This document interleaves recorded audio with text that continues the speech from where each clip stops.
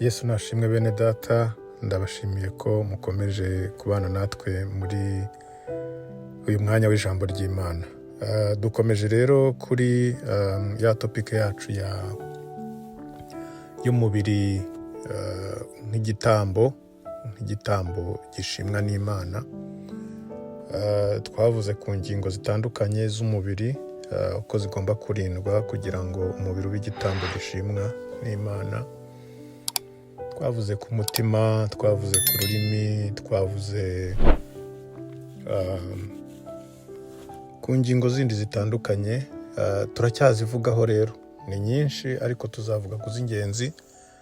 Tugeze ku ngingo yindi tugiye kurebana uyu munsi, ingingo yitwa ibirenge. Ibirenge bituma amaguru ahagarara, ibirenge bituma dutambuka, ibirenge rero biravugwa nk'igice cy'umubiri gifite umumaro kandi ukomeye. Ibirenge bishobora kukuvana ahantu bikakujyana ahandi, kandi ntiwatera intambwe nzima udafite ibirenge. Amaguru agenda neza ari uko afite ibirenge, amaguru ahagarara neza ari uko afite ibirenge. Ibirenge rero no mu buryo bw'umwuka ni igice gikomeye, kubera yuko ibirenge Imana ivuga yuko n'abanzi bacu tuzabaribatira munsi y'ibirenge byacu. Bivuga ngo rero ibirenge ntabwo ari igice cyoroshye. Rero nk'uko Zaburi 119 ibivuga ku murongo w'105, ngo ijambo ryawe ni itabaza ry'ibirenge byanjye. Niwo murongo tugiye kwifashisha. Ijambo ryawe ni itabaza ry'ibirenge byanjye, ni umucyo umurikira inzira yanjye. Amen.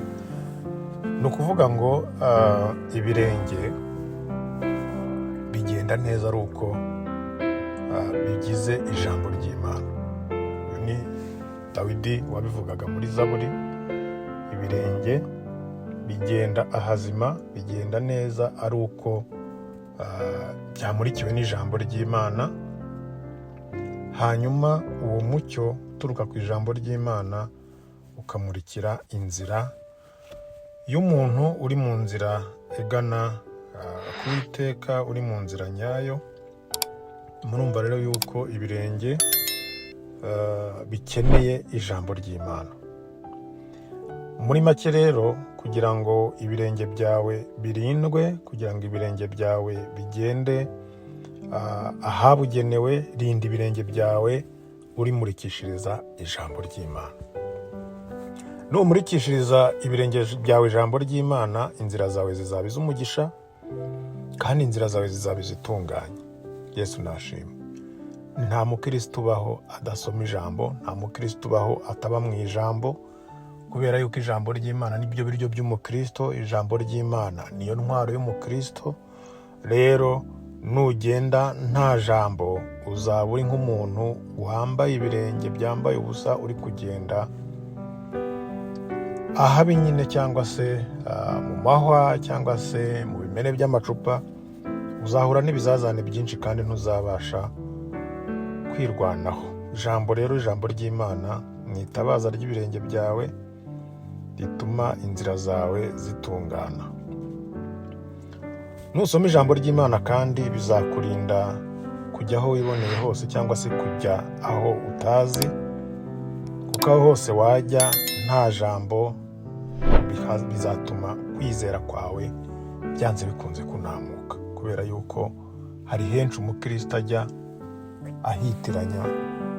Hari ibikundi byinshi tujyamo tubyitiranya, ngo hari ngo turi abakristo turabihindura, ariko ugashiduka wowe ahubwo ari wowe urimo kugenda uhindurwa n'icyo gikundi. Rero soma ijambo ry'Imana kugira ngo rimurikire ibirenge byawe. Rero tugomba gusoma ijambo ry'Imana, hanyuma ibirenge bikadufasha gutwara ubutumwa bwa Kristo, hanyuma tukabujyanira abatarabumenya, bagahinduka nabo bakava muri iyo nzira itari iy'umucyo, hanyuma nabo bakaza bakagura ubwami bw'Imana. Ibirenge rero ni igice cy'umubiri gifite umumaro, kubera yuko tutabifite ntaho twava ntaho twajya.